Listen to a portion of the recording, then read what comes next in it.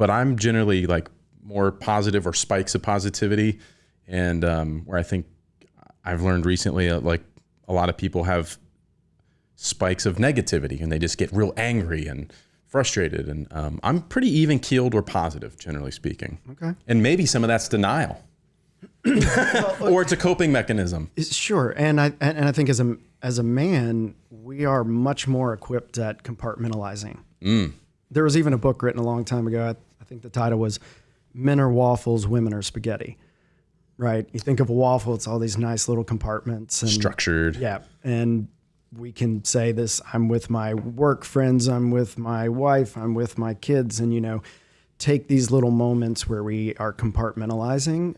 And then, spaghetti, everything touches somewhere. Right? That's interesting. Is that, and that's like pretty. No, it's a stereotypical, okay.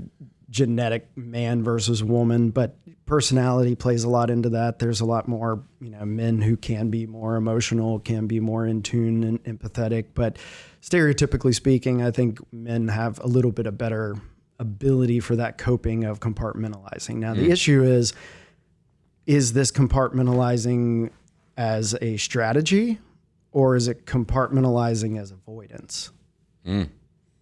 Interesting. So what would you look at the difference?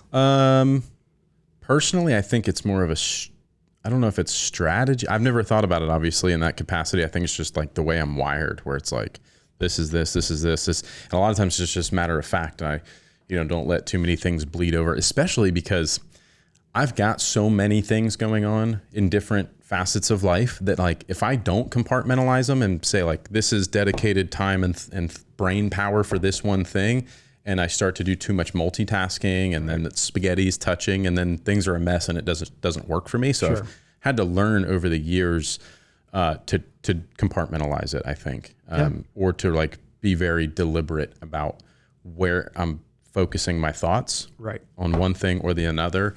And a lot of times I'm switching gears many, many times throughout the day where it's like, okay, some creative, and this is the very difficult thing for anybody to do, but it's like, here's a creative project. And now I'm going to go into a meeting about finance and spreadsheets and taxes. And then I got to go back to this creative project. And it's like, you're completely taken out of that flow. Yep. And then in the middle of it, my wife's called me and Kendall's got to go back to the hospital. And well, it's like, holy smokes.